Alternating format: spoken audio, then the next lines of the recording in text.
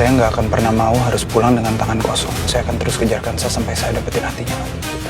Emran terus memaksakan kehendaknya untuk membawa Kansa pulang bersamanya. Emran tidak mau pulang dengan tangan kosong. Sayangnya Kansa terus melawan dan akhirnya bisa lepas setelah memukul mundur Emran. Kansa pun melanjutkan pencariannya terhadap Fatan dan Fionika.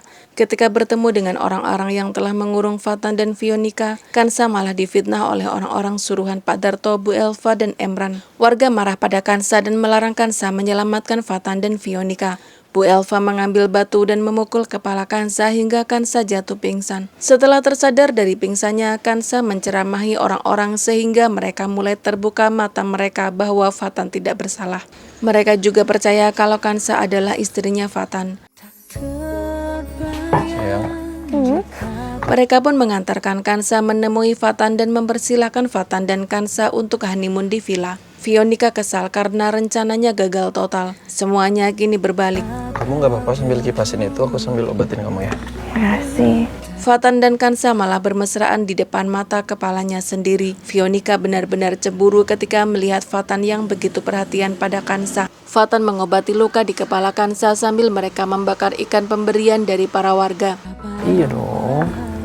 Kenapa sih semuanya malah jadi berbalik menguntungkan untuk perempuan parasit ini? Mereka juga berdansa dan menikmati indahnya langit malam. Fionika merasa tidak tahan lagi melihat kemesraan mereka berdua. Gimana kalau liburannya di sini kita panjangin aja? Fionika bersumpah akan menghancurkan kebahagiaan Fatan dan Kansa. Ketika Fionika sedang mengintip Fatan dan Kansa yang sedang bermesraan, tanpa sengaja dia menjatuhkan pot bunga. Setuju. Sekarang kalian boleh tertawa bahagia, tapi kalian lihat aja nanti. Fatan dan Kansa terkejut. Fionika yang panik pura-pura ikut terkejut karena tak sengaja menjatuhkan pot bunga di depannya.